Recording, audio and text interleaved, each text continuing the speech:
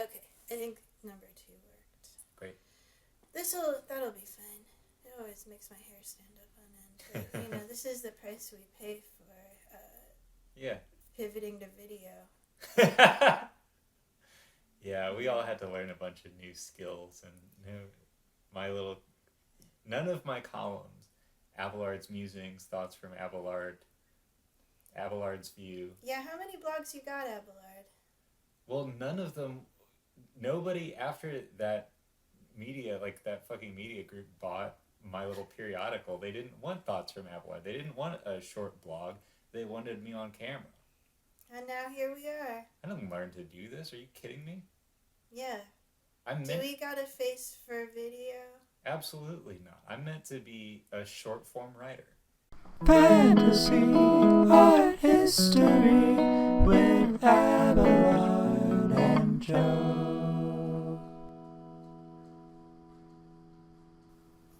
That's what I was good at. Yeah, and I'm meant to be riding horses out on the Great Plains, but here we are. Here we are. Yep. So, how's your Christmas? It was great. I went downstate and visited Mom and Dad, and we got like all the siblings together. So all 4 of us. Whoa. Well, wait. Remind me of all your siblings. I've never met them. Oh yeah, you have never met them. Oldest to youngest. Tarquin is the oldest. Then Lorelai and me. Mm-hmm. Then Mordred is the youngest. Yeah. And what do they all do these days? Well, Tarquin he's got his show is apparently doing really well. Oh. And I could he was trying not to make me feel bad about it, but he wasn't trying that hard, Yeah, but yeah. I mean, his show's a lot less respectable than ours, right? Yeah. I mean, right? Well, it's less respectable, but it's a lot more successful. So you gotta, figure out where you want to draw that compromise. Lorelai's doing her publishing stuff, and Mordred is doing something in college. I don't know. He's on his phone. Dang, your family's really they got their fingers in the arts, I guess. Wow, that's gross. Yeah, forget don't say that. I didn't mean to put it that way. Yeah. That's kind of how you when you're a stock like this. Yeah. You think about fingers being in stuff. The world kind of you think about it in those terms. It's regular for us. Yeah. It's actually a very ordinary expression. Yeah. What did you do? Oh, I kind of wavered around the house like a ghost. I watched some depressing foreign films, and I made a lot of cookies. That sounds pretty good. Yeah, that's how I like to do it. Oh, and I worked on the new rules for 2026. Joe's rules for 2026. Joe's rules. You do them every year. I do them every year. They're always for 2026, no matter what year it's gonna be. And how fortuitous you wouldn't think it, but I'm a big planner. Yeah. So get ready, because these are basic. By the time you see this, these are going to be law. Yep. And everyone needs to follow them. When it's King Joe. And it is. I am the king of everything. Rule number 1: snobbery is back in. Ooh. Being a snob. You heard it here first. It's cool again. Yeah. And it doesn't matter what you're a snob about. You just pick something. Yeah. Obscure record labels, varieties of olive. God, that's a great thing to be a snob about. I wasn't even thinking about that. Yeah. Being an audiophile, spending $46,000 on high-def speakers and foam cones, it's back in. Oh, yeah. And if you don't have $40,000, you can be a snob about dirt. Yeah. Go to somebody's yard and tell them all of your dirt facts and say, this dirt's not looking too great. Did you ever think about no more upholding the inner worth of mediocre mass media? No poptimism. Yeah, not cool anymore. Yeah. No, you need to go deep into the bowels of your local used record store. Yeah. Used bookstore, and you need to drag something up out of the dustiest, deepest crevice in there, and then you need to get behind it so hard that everyone looks at you with newfound respect, because they will, because of how snobbery is back in. Any other rules? No one is allowed to drive a car that's any bigger than something Monsieur Hulot, the beloved protagonist of all of the films by Jacques Tati, would have driven. If it's too big for Monsieur Hulot or Columbo or the worm from Richard Scarry's Busy Town, it's off the road. I'm so sorry. Yep. They're going to turn into dust on midnight. Yep. So I guess get your stuff out of there because... Pull over if you're driving as you hear this. It just, I should have done this before. Yeah. It was never good, and you don't get to have those anymore. Yeah. Now you got any new rules for 2026, Abelard? I'll take them into consideration if you do. I was thinking about it because I don't know, I was talking about it with Lorelai. What about this? Just a pitch. We're reading poetry again in 2026. You might take with you, instead of whipping out your phone when you're in line, what about a slim chat book of poems? Ooh. Well, that's very distinguished. Slim chat book of poems. This goes with the snobbery thing, but it's also, we're entering the, communion with people through language. We're discussing difficult and hard to grasp ideas and experiences. Can you use that slim book of poems to sort of signal things about yourself to other people? Oh, I'm sure people will. Yeah, nice, perfect. Yeah. Got any suggestions for me? What slim book of poems would look good on old Joe? Well, what's great is that Anne Carson thing, Drift, that I think is like a bunch of little zines and stuff. It's not just one slim book, it's like a collection of even slimmer books. Get a couple of those in the mix. Well, that seems pretty good. I'll go for some Anne Carson. What would you recommend for the average non-poetry conversant fellow out amongst our listeners? Depending on how non-conversant, I would say the least conversant, you could probably get up to speed with Shel Silverstein just to get the idea of what a poem is. What a poem is. That's how great. To read a poem. But as you get more advanced, you might enjoy, I don't know, who do people like? Rimbaud? Rimbaud. Oh, the little French guy. The little French kid. You know where you can conveniently find a copy of Rimbaud just to hand? The bookshelf of every hostel in Europe. Yeah. I think they pass them out when you go abroad. Yep. They're like Gideon's Bibles for libertines. Yeah. Well, you guys are ready for the new year now, huh? Yeah. But what are we talking about today? Well, we've got a very special episode. Yeah. We're sort of breaking from our normal format. Instead of covering one person, we're covering a concept, and it's a concept extensively treated in fantasy art. Maybe the most extensively treated concept specific to fantasy art, aside from elf ears. Yeah. We're talking about the pauldron. Joe, what's a pauldron? It's like a cauldron, but you wear it on your shoulders, and there's one for each. And soup doesn't go in it, and it's meant to shield you from blows. But you will be surprised, or maybe not surprised, to see that many pauldrons are large enough you could cook a lot of soup in them. Well, let's talk about this real quick, because let's start with, what are actual pauldrons like? What were pauldrons like in history? Man, I don't know. I hope you did some research. Song History time. Hooray. Okay. Okay. Do you want me to go, do we go right to the... Yeah, let's get right into it. Let's talk about the historical context here, and then we'll talk a little bit more about how it's sort of percolated into the world of fantasy. So, historical context, pauldrons came about with the creation of plate armor. And specifically, you'll notice, plates covering all of the extremities, where in the West, and I think you actually see this in many places in the world, the progression of armor starts with a bunch of interlinked pieces of hard stuff, whether that's chainmail or something like small plates that are laced together.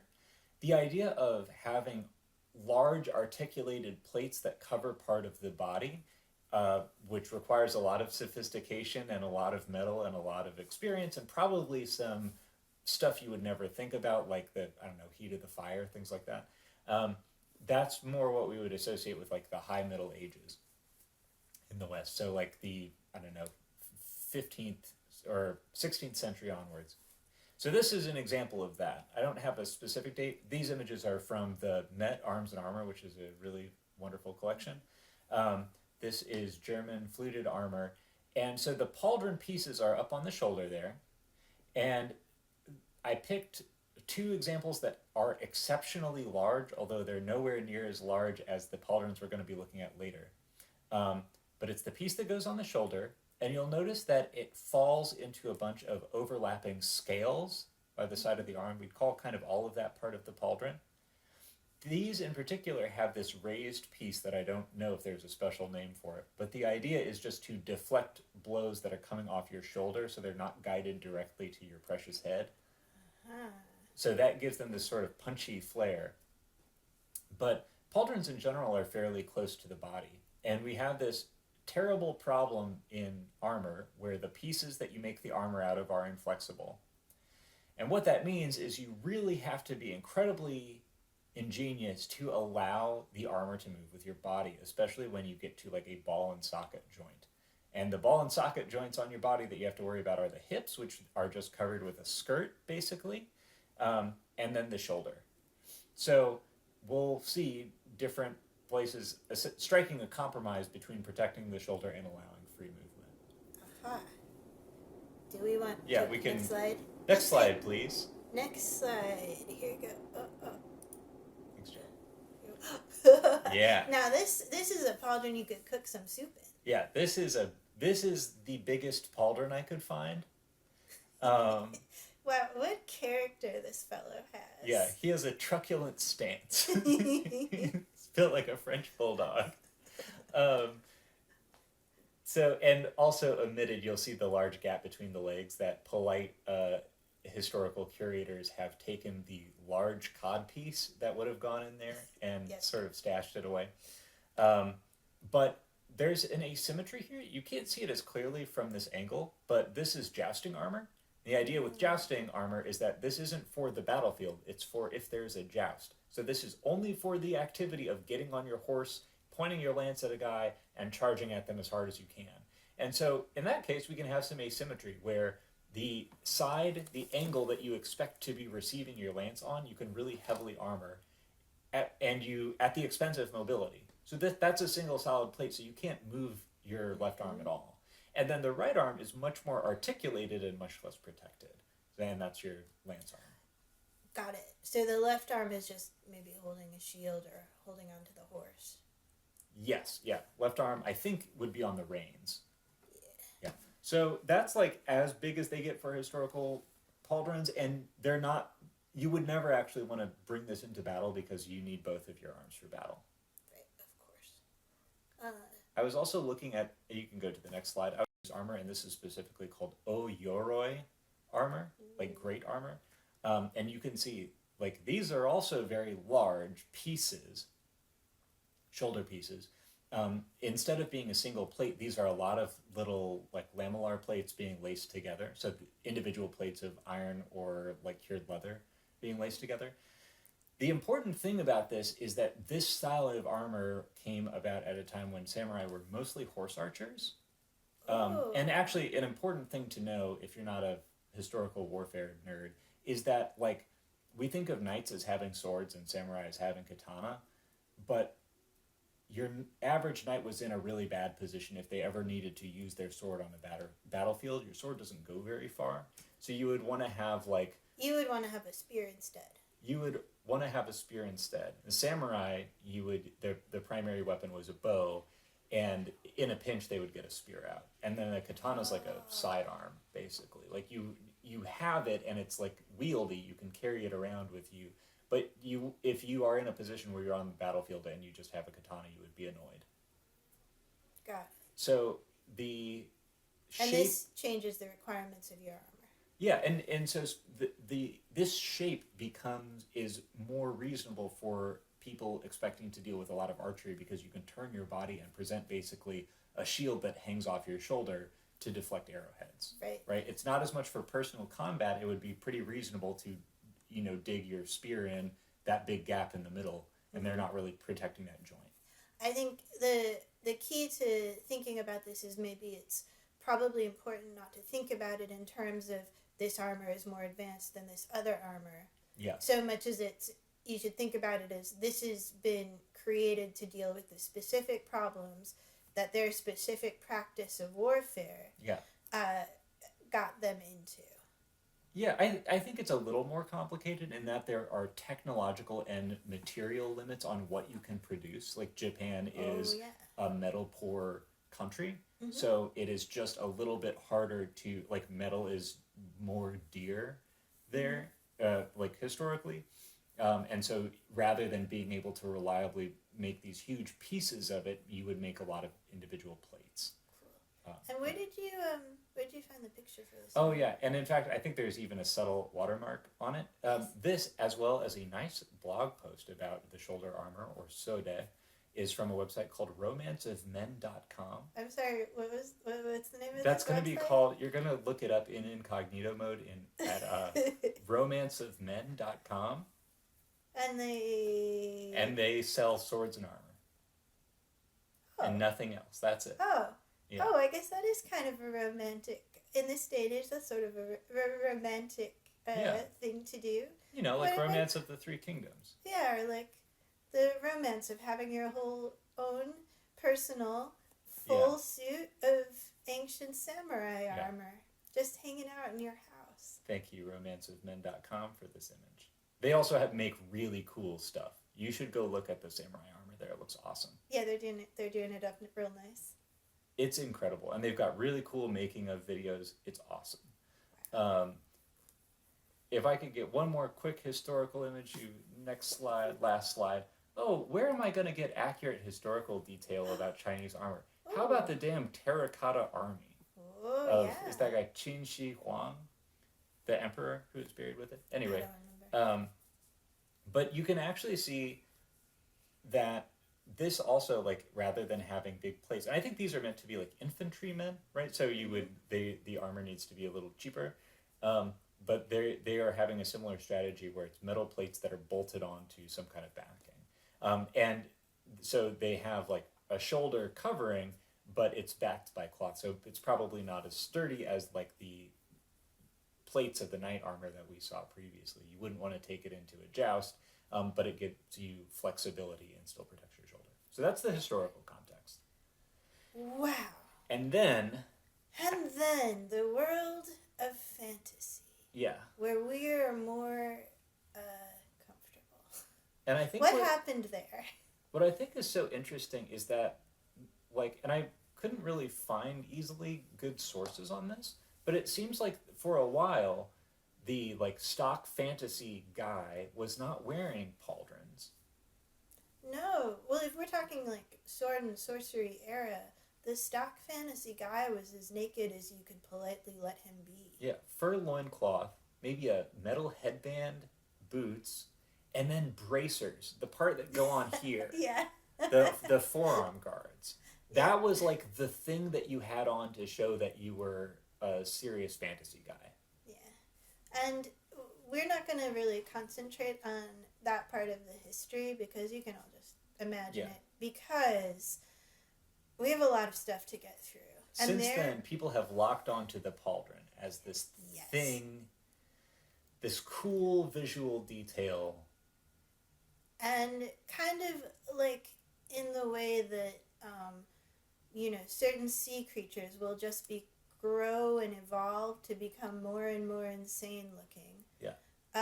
The fantasy pauldron in the low pressure microclimate of character design, unconstrained by material reality. Oh, yes. Or even common sense. Yes. And with an intense incentive toward immediate shock appeal and differentiation between characters, the pauldron has flourished in exotic forms. So we're gonna look at just a sort of smorgasbord of pauldrons here. Yeah. Not in any particular order, but hopefully concentrating on some of the largest and most magnificent pauldrons that humankind has ever dreamed of. Let's get a quick look. Oh. Oh. Oh, what do we have? What do we got here? Oh. So Yeah. I've kind of separated this out into two slideshows, and one of them is the sort of like Western pauldron, and one of them is the sort of anime pauldron. Yep. To just put it briefly, and I also at this moment would like to thank about 1 million people on the internet who, when I went on there and said, "Hey, what's the biggest pauldron you ever saw?" they were like, "Oh, wow.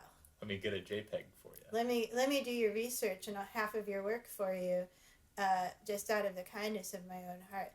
Thanks, guys." And this is a beautiful piece of artwork, and I think at some point we should do just like a whole show talking about this, because it's pretty. I think we can. I think we certainly can. Incredible. Yeah. But for our purposes here, let's just zero in on the pauldrons. Let's take a quick pauldron look. What are we looking at here, Abelard? This is more of a question for Patrick. I think I might be shaky on the details, but I believe that's the Warhammer 40k, the Emperor of Mankind in the gold armor, confronting a guy. His name, I think, is Horus, Horus, not Race. And then there's a dead guy who I think is named Sanguinius, who's like an angel vampire, but he's the nicest guy in the world, and he's just been treacherously killed by Horus. You can tell which one's the good guy and which one's the bad guy. So I'm putting this first because it seems like you could. Not totally sure about any of this. If you disagree with me, go ahead and go in the comments and say what I did wrong. That's great for engagement, which we totally care a lot of. We deeply care about it, as you can no doubt tell. Until 2026 comes, and we will spit on your engagement. Yeah, anyway, I believe that the explosive growth of pauldron volume can be traced right back to the miniature hobby, because if you're making something that's extremely small, one of the things you end up having to do is to sort of exaggerate its features like it's a puppy dog, so that you can see them at all. And this sort of feature exaggeration, well, obviously it's going to hit the shoulders too, and here we see the insane result of that. The head of the person, which is probably going to be, it's going to be hard to paint anyway, so you just tuck it back in there, and you make a lot of the character and the pose be sort of determined by these huge, enormous shoulder pieces, things, that in this case have, they're not just, none of this looks like it would help you in battle at all anymore. This is more of a display surface. Yeah. You put wings on it, you put a face on it, you attach some sort of crazy, immense fur cloak to it, and it gives you if you get a model of one of these guys, that gives you a lot of stuff to paint. There is historical armor that is this crazy looking in terms of worked surface detail.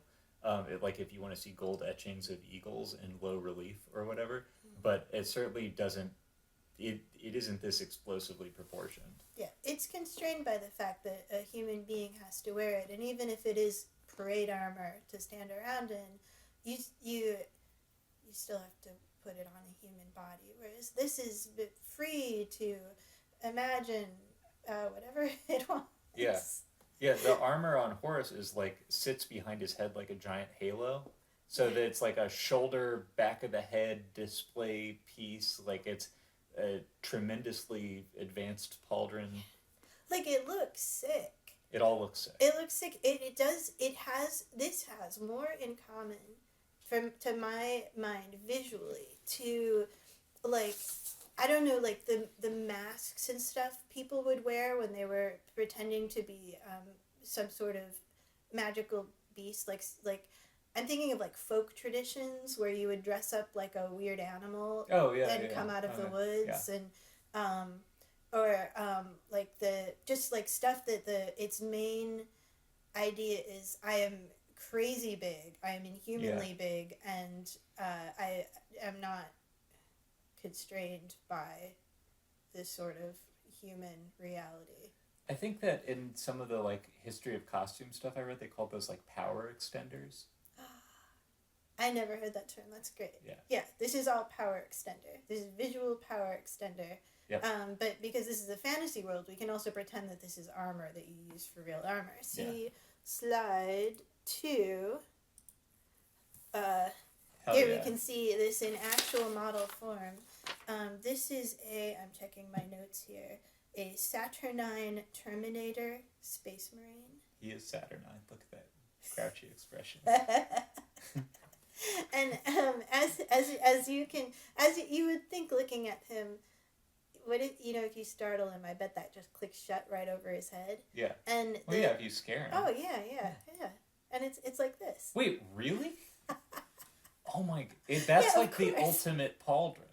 It is. I believe this wins the Pauldron War in at least the category of how Pauldron can you get. I believe this is the most Pauldron you can get. And it's so what's so ingenious about it is it provides total covering to every part of your body except your center mass where all of your head and organs are.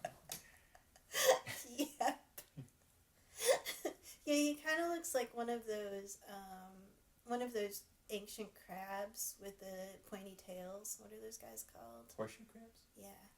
Yeah. If you laid him down flat, and his legs just stuck out the end. And I don't want to think about tipping him over. That'd be sad. He'd never get up again. No, he's stuck.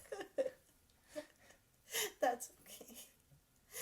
How do you suppose you walk in one of these? Because it does appear to go down all the way to his legs. He's got to take really gentle little steps in there. Tiny little tippy toe step, Yeah, this looks tight. This is awesome. Great. I applaud this, by the way. As a sort of, we're making fun of these ideas, but as a sort of artistic project, I have no problem with it. Yeah. Basically, and I think this approaches the level of satire, but I think that's true of all things. As far as I can tell, that's true of all things in Warhammer. Yeah, it's very tongue in cheek. They hit the satire line, they go over and they come back around again, and then they kind of keep doing it around and around. Mm-hmm. Okay, what else have we got here? What else have we got? I put this in because this shows somebody taking the sort of Western Pauldron approach to samurai armor and achieving a shape that doesn't necessarily have anything to do with the samurai armor, but there it is anyway. Yeah, we've got samurai armor, but it would be a shame if they didn't get some truly rockin' awesome Pauldrons that went out. Pauldrons, yeah. And we'll see more of this when we look at the anime Pauldrons. That there is a sort of separate tradition of Pauldron shape that I think comes more from the like Japanese armor or the samurai armor or some other sort of like samurai.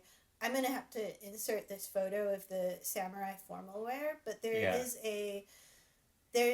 it's appearing right there. There's this crazy formal dress for people who are samurais where they would have this kind of sticking up shoulder thing that floats in the air, and it's made out of paper or bamboo or whatever. And so this sort of hovering pauldron shape that we're seeing here that is more clearly decorative and less clearly actual armor, I think derives more from that than the other thing. Well, here we have... Oh, this is the... This is the Pauldron winner for in the category of most entirely impractical. This is our winner. She's from, what is she from? She's from a computer RPG called Disciples 3. And I think this is another reason you get these exaggerated armor shapes. I think is that if you are dealing with an ancient computer game in which all of your guys, you're moving them around from above, they consist of like a handful of pixels. You need to distinguish themselves from each other in a big way. You have so little to work with. It's not like you're going to be able to pixel out a whole face on them. But what if they had extremely pointy shoulders instead? You could tell one guy from the other that way. Yeah, and I wonder also if that, I would be interested to see the 3D model of this character, because I wonder also if that's why there's the crazy, like, fur armor on one side, no clothes at all, not even a tank top on the other. So you can see which way she's facing? Yeah. Yeah. Yeah, and then you hand that design to an illustrator, and they're like, "Oh my god, this is the sexiest thing in the world." Yeah. She's not cold. She's wearing that fur for style. Yep. You can tell she's not cold because she's the whole bra, like leather thing here. Oh my god. I think that's just a belt. Is it just a convenently flowing like bit of tassel, or is that holding her outfit together? I think it's just a belt that's keeping one pauldron clipped to the sort of right. I don't know what to call that garment, but the kind of front piece. Yeah. I think that's just a belt that happens to keep the nipple out of view. Yeah. She got bracers on though. She does have bracers, and that's so important. She got bracers. She was probably a wizard because she got a staff or whatever. Magic is very hard on the forearm, so you want to keep some bracers. I mean, this is kind of like, it's kind of nicely painted. Like, those are some real Arthur Rackham sort of trees in the background. I like that. I was looking at the color. I was somehow mustering the energy to look at the background. I was very impressed by the color. You can tell we're sophisticated because we're looking past the physical attributes of our subject matter to the more refined world that she stands in and the larger artistic concerns. Yeah. Yeah. All right, let's move on. Okay. Yeah, she's cool. Okay. Now what have we here? To continue with my proposal that much of this comes out of the fact that like a poorly, a sort of low res computer game will grow larger pauldrons sort of on its own. Mm-hmm. These are from World of Warcraft. Yeah. And this is I think another thing you can observe here is that when the pauldron becomes a display surface more than something that, like, I would say even the ridiculous Warhammer pauldrons, they still seem, people were still thinking about them as armor. Yeah, I agree. As indicated by having the idea that what if these kind of clipped shut over your head, like, and you'd be really safe. But you'd be really safe in there, like a little turtle. Whereas this, like, you could put blades up there, but how are you going to use them? You're going to still hit something with your head first. So what's the plan here? This is more for to look cool. Yeah, it's to look cool, and it's so that you can communicate what's going on. It's so you can accidentally cut little divots into your friend's doorways as you walk through. It's the same design problem, like you said, like photos of the moon always look kind of stupid. Yeah. Because it turns out we're imbuing the moon with a lot of sort of numinous energy. And when you take a photo, it's just like a stupid rock in the sky. Yeah. And guns, I think, are similar. Like, video games where people have, like, handguns, they really have to make them really, really, really big. Because, like, if you look at a gun in real life, it's scary and powerful. If you see it in, like, even on TV, it's like, it's just like a stupid little object. It's not much larger than a permanent marker. At that time we were in Portland. You remember when we were in Portland, Oregon? And there was that dude I saw a dude in a coffee shop, and he was, like, open carrying. Yeah. That's something that happens in Oregon. Yeah. And his little gun, and his little gun his pouch, silly little gun. And his large shorts, because that's the type of guy this was. And I can freely make fun of this man because he was carrying a gun in public, and I don't care. Joe's new rules. Yeah. It looked so deeply pathetic. Yeah. And maybe if the gun had been bigger, it would have been more threatening or upsetting. But in this case, it just looked like he had left his pants unzipped. Yeah, I think it's more of a mismatch with what, how dangerous it is versus how physically imposing it is. I don't know. And even like swords in video games are the same way. They make them a lot broader because otherwise they just don't look like that big of a deal. Yeah. So, if you saw this guy in real life, would you be like, if he was at the 7-Eleven, would you be like, oh shit? If he was at the 7-Eleven. He's at the 7-Eleven. What's he getting, a Slurpee? He's getting a Slurpee, and he's getting one of those hot dogs on rollers. Okay. Yeah, I mean, yeah. Would you be intimidated, or would you be like... Yeah, I talked to a rugby player one time, and I was medium intimidated by them, even though they were very nice, just because they were like 7 feet tall, 300 pounds. Wow. Yeah. Do you ask them what they do in that pile? I figured it was obvious. I thought they might go in there and, like, if you're in the middle, you just chat about the weather or something. Because no one knows it's a rugby secret. You just get way down in there, and it's like... What's it like on top? Hey Dave. Is the weather any different now from how it was before? Maybe they give each other little tickles or something. I would be intimidated by this guy, but I wouldn't be that intimidated by his shoulder swords. I also think there's an angle, there's like a kind of level 1 like Reddit appeal of realism thing where you're like, all these people are stupid. No one would ever use this pauldron in real life. That's not what we're doing here. These people are not making a mistake. The Warhammer people aren't. The Warcraft people aren't. This is a really...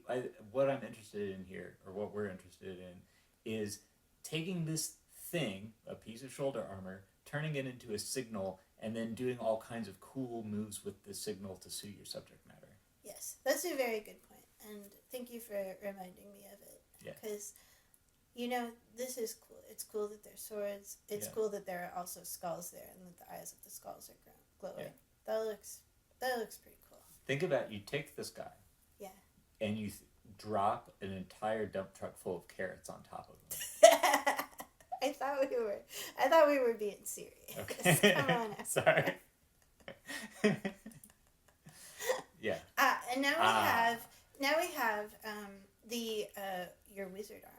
Mm-hmm. Your wizard pauldron armor, and this is a place where the pauldron has sort of, it's kind of half armor, but it's also half just outfit. Yeah. It's supporting your cape. This guy is also from World of Warhammer. World of Warcraft. God damn it. It's okay. They can't name these two things. Do you know that every single time I'm about to reference one or the other of these games, which, and this is, in a way, I'm sort of looking at my life and seeing it, in a harsh light at the moment, comes up pretty often. Yeah. I have to do a little dialogue in my head, and pause and think. Which one is it? Yeah. Which one is it? Oh God. Anyway, I was sure I wasn't gonna slip up. Yeah. I'll go do whatever penance is allotted to me later. Yep. This man from World of Warcraft is a wizard. He does have many pauldrons. Yep. He also has a warlock cowl, which nobody represents anymore. Nobody has a cowl anymore that's a piece that stands out behind your head to make you look imposing. Yeah, that's pretty cool. It kind of grows naturally out of the pauldrons. Mm-hmm. He looks kind of like one of those very aggressive tropical fish, like a lionfish or something. He really does. Just one of those things that's kind of like more little pieces. Yeah. I think that this is, like, we've talked about how your pauldron like starts as functional armor, and then artists who are not beholden to practicality at all get a hold of it, and they're like, well, what if it was like crazy big or whatever? But there's another sort of place all this stuff is coming from, which is just, I don't know, like character designers. They're like specifically people doing character design who, in fact, like probably in many cases went to school to learn how to do character design. They're like, you know, they're looking at pictures of crabs, they're looking at pictures of weird bugs, and they're like, well, what if that was on your shoulders? What if I took this bug leg and I stuck it on a guy's shoulder? Would that look cool? And if it does, then they go with it. And I think this can be both used for good and bad. I think that a lot of character design in video games, I think it looks very samey. Agreed. It's like inbred. Yes, because I think that a lot of people are looking at the same stuff. Yep. Yeah, if your reference pool is just other video games and cartoons, then you're just going to make stuff that seems more like other video games and cartoons. Yeah, you guys got to stop that. Yeah. But... Oh yeah, I actually inserted this one conclusion as a Magic as a longtime frenemy of Magic the Gathering. Yes, I do think they're useful as a bellwether for the most like medium mainstream taste, and I think it's interesting to give Gandalf Pauldrons. And by interesting, I mean it's like an extremely boring, dull choice. It's pretty. You can kind of sympathize with the artist who's like, well, everyone's painted a picture of Gandalf the Grey. Yeah. How can I make this my Gandalf? Yeah. And then you can stop sympathizing with him because Pauldrons aren't the way. I'm sorry. Yeah, dude. It's just not how you do it. That's not who he is. Yeah, he is never anything other than an old man physically, and he's an angel from space. Yep. He's probably not right. He doesn't. He specifically is not a Pauldrons guy, even though he does have a sword. Yeah. Kind of miss here, although. If you haven't seen the painting of Goldberry from the Lord of the Rings Magic the Gathering set, check that one out. It's going to be hard to look at the background with that one. Dang. Good job to whoever that artist was. Oh my gosh. Okay, moving on. We got a lot to cover here. We've been talking for a while. And then here we go. All right, so back from our little break. Yep. And here we are heading into the wonderful world of the anime Pauldron. And we're looking, I know less about this stuff. Thanks again to everyone who suggested this. These are some sweet mechs. They're from a manga and anime series called 5 Star Stories, which I know nothing about, although it looks like they had a pretty cool design sensibility going on here. Yeah. And I wanted to put this in because I think that a lot of your biggest pauldrons come out of mechs, right? Like, these are also sort of miniature toys in a way, although they also exist as a animated or drawn thing. I think they're at least intended to be toyetic. Yeah, even if they were never actually produced as a toy. And so it becomes easy to say, like, well, we care less about the head than we do about the general bodily shape. I wonder why that is. Yeah. Maybe if it's got a head and a face, it's a doll for girls, and if it's like this, it's it's not for girls anymore, so you don't have to, this is romance of men stuff. Also, I think if you were to design the most heroic looking human figure unconstrained by reality, the head would be about this in proportion to the body. Like, these figures are proportioned like fashion croquis. And But you should have to explain that to everyone who didn't go to fashion school amongst our listeners, which is going to be most of them. The croquis is when you see those like fashion illustrations that are really like sketchy and materials-y, and like they're David about Downton. this tall. Yeah, they're elongated women who are 25 heads tall, and impossibly thin, and then you're supposed to derive something about apparel by dressing them for some reason. I never really saw the point of it, and that's how I feel. But like when you make even like drawings of superheroes, I think as they get more and more indulgent, tend to be proportioned like this as well. Yeah, we're getting away from the sort of, I learned human anatomy in the classical style, and you're getting more and more attenuated as time goes by.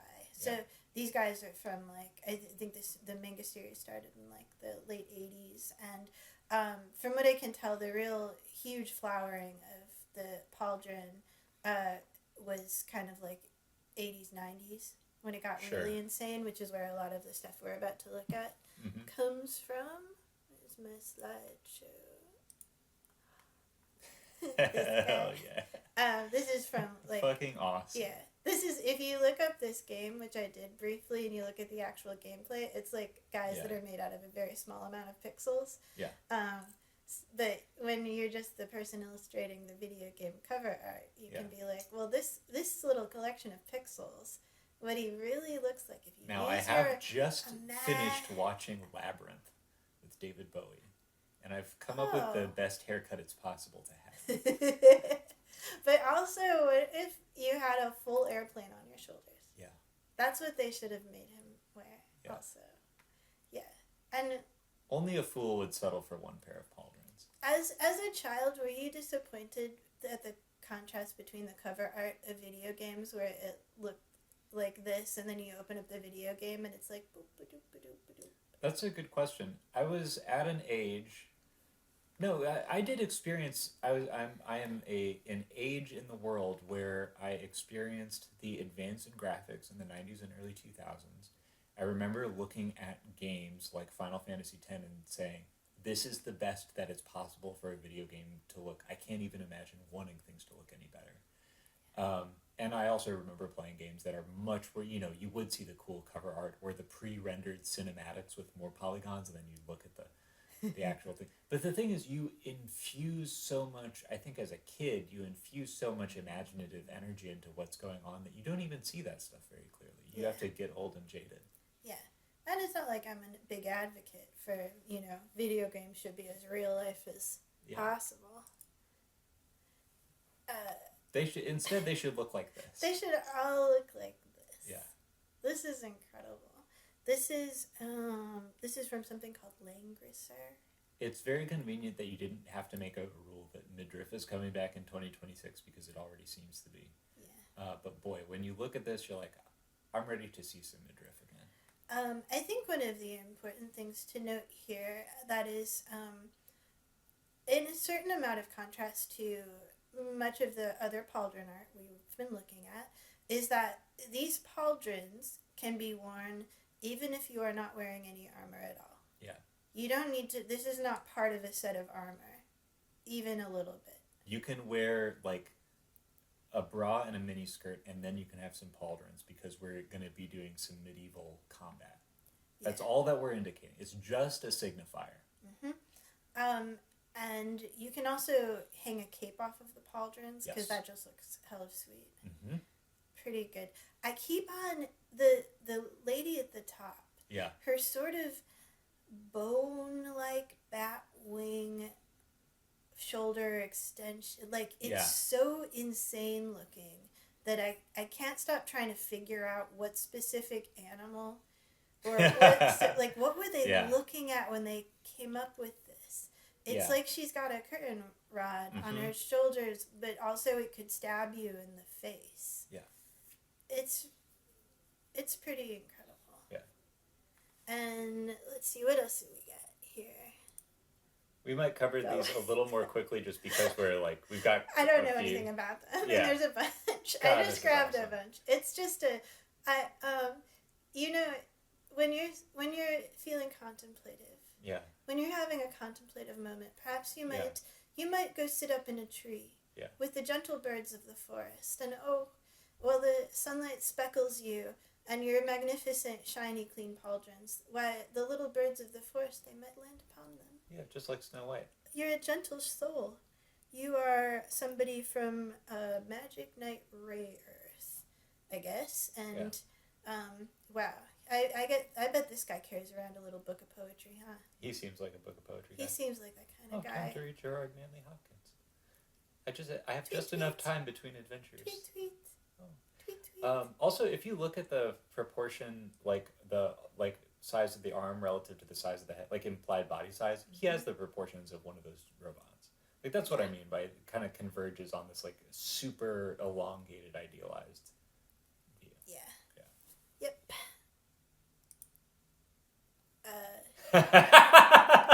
Okay, I didn't see this one. Fucking awesome. I just think it was funny. Yeah. That Also, is I mean, incredible. that's a great. This is sort of pauldron / cape. Yeah. It's a little bit of both. My pauldron hang down. Yeah. And gauntlets. This is from Macross, one of the many Macross That's awesome. things. That's why they're talking about singing, I assume. Oh. This is an elf who's from Records of Lodos War. Yeah. This is very early, and if we were able to sort of pan down, which we can't because the JPEG doesn't go down there, you would see that she's wearing only a tiny little dress, but the pauldrons are real big. Yeah. Pauldrons look great with the elf ears. Mm-hmm. If I'm right, Record of Lodos War is one of the original multimedia franchise is just me and my friend's D&D campaign. Oh, really? Yeah. Oh, isn't that sweet? Yeah. That's so great. So when we're looking at this is clear. Like this isn't armor. This is fashion. This is pure pauldron fashion. And what else do we got? That looks awesome. These are some. I don't know anything about this. There's just some really big pauldrons. Yeah. These are from Saint Seiya. Truly exquisite pauldrons in the back. Yeah. I was looking at some Saint Seiya designs when we were doing research. Yeah, Oh, it is nutty. Big pauldrons, big pauldrons, big everything. Yeah. What Like are you that, gonna do? The guy at bottom right guy, those pauldrons are almost what you would think of as a stock fantasy pauldron, right? Mm-hmm. Yeah. Yeah. Yeah. The bottom right guy is like that. You could almost put that on real armor. You could almost put it on real armor. Almost, sort of, kind of. Yeah. None of the other ones, but that one. And let's see. We'll just quickly go through this. I don't know what this is from, but it's got a lot of energy. I like the sort of bubble reflections on everything. Yeah. That's great. Awesome design. Awesome graphic design also on this whole thing. Like, really punchy. Dude, yeah. The Wikipedia article for Pauldron, as any good researcher does, I started my research by looking up the Wikipedia article, even though I already knew what a Pauldron was. They have a separate off-topic section that's just about how spikes on pauldrons are stupid. Oh, why is that specifically? Because if you raised your arm or leaned your head to either side, you would stab yourself in the head. Of course. Yeah. Oh, dang, thanks. Yeah. Oh, thank God, because Because you were getting some pauldrons from Romance of Men, and you were thinking about making a special request. Can you guys put some spikes on there? Because I think it would look sick. Yeah. And then there I am at home lacing up my own pauldrons. Yeah. Putting my own damn eye out. Yeah. Oh, it's not very As soon as you have to reach up to a medium-high shelf. Yep.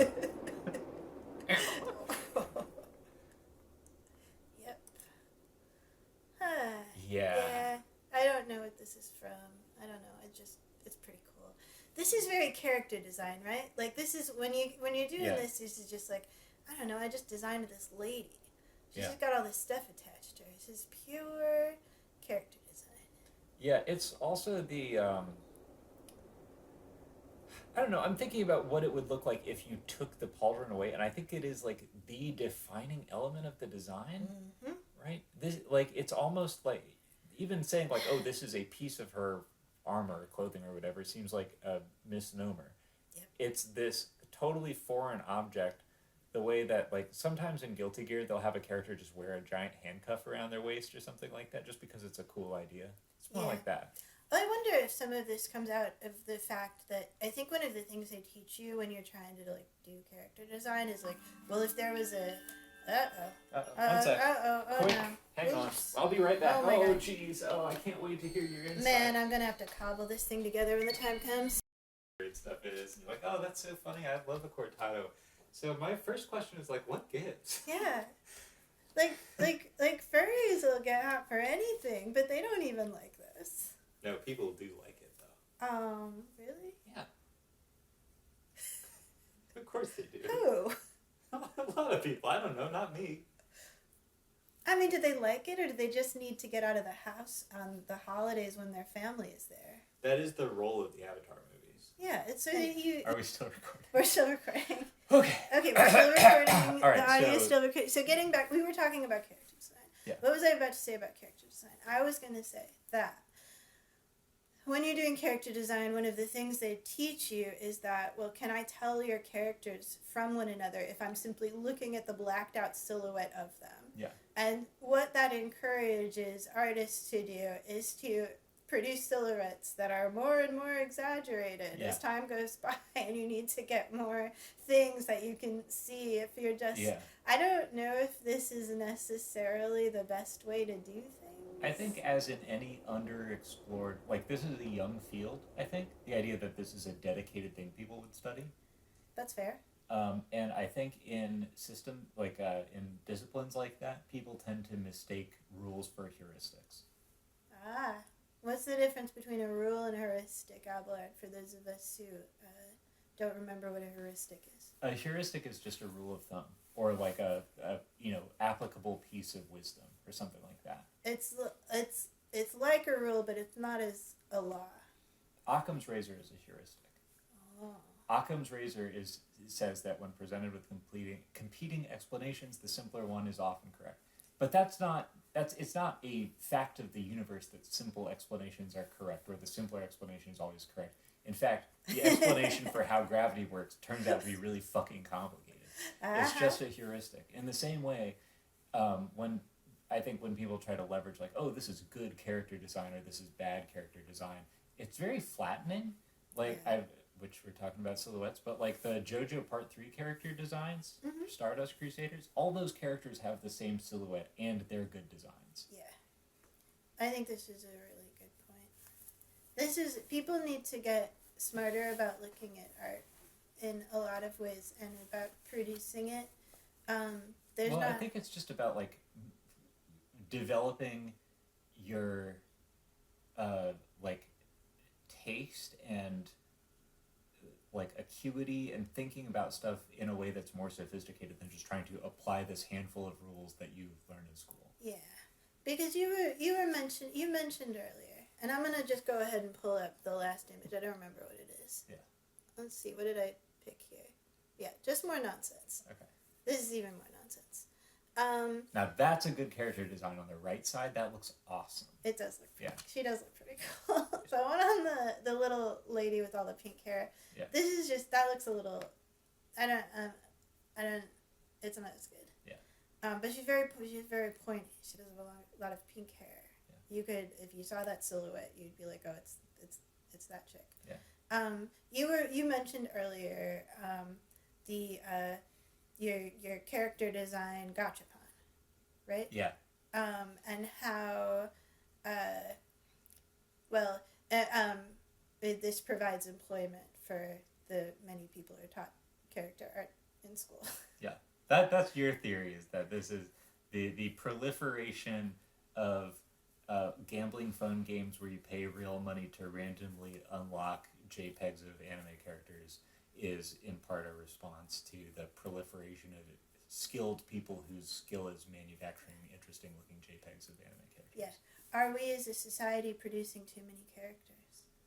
Are we producing so many characters that in order to continue to sort of, process them into funds upon which to live, we're encouraging terrible behavior such as gambling? Yeah. That's not my primary far? quibble with society. Oh, what's your primary quibble with society, Abelard?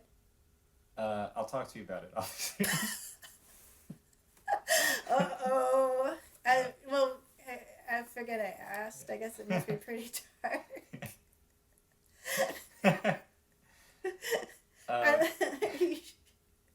Are you sure it's just not that, people won't use their goddamn headphones on the train or something? Yeah, that is a tertiary quibble with it. The other reason I said let's talk about it off pod is because I've got a pretty long list and we'd be here for a while. Oh yeah, we've already been here for a while. Yeah. In fact. But I think that it's nice to end here because I think that these pauldrons in this last image are their own kind of stock pauldron. Mm-hmm. The pauldron as it's survived in modern fantasy art a big triangle. Yeah, a sort of vestigial pauldron. Yeah. So far divorced is it from wherever the hell this came from as an actual object that it merely exists as a sort of a flat sketched line almost. It doesn't even have any three-dimensional quality. You can barely tell that those pauldrons go around her arm. It's just design. It's just a flourish of the digital pen. Yeah. It looks great. Yeah, and it pairs very well with the elf ear, which we'll do an episode about later. Yeah. Well, what have we learned here today, Abelard? I think that the thing that we described that you could maybe think of derisively, the idea that like this thing, because it is divorced from reality, it turns into a symbol, and then the symbol takes on these more and more wild and exotic forms. I don't think that's a bad thing. I think it's beautiful that this thing has come into existence that's only in the world of illustration. Yeah. In the world of illustration and in the world of some very creative cosplayers, I suppose, who, in my research at some point, I ran into a set of rules stating that if you could not handle your pauldrons in doorways, you weren't allowed to come to the convention unless you brought a specific pauldron handler with you to help you get in and out of the doors. Handler. Yeah. God, it's just like having a squire. Yeah. Checking your pauldrons on a flight. God, can you even imagine? Yeah. And those people have to fly with all that stuff. It must be really crazy. Yeah. Well, I hope I'll come over here, Abelard. You're kind of calling off the screen. Yeah. Okay. Well, it's a new year, everyone. Yep. New year, new rules. New rules. We got to do this all over again. Sorry. Same it just old keeps Abelard happening. and Joe. Yeah. We're still here. And you're still here. And you're still here. And what more can we say? I'll say this. Till next time. Keep on dreaming.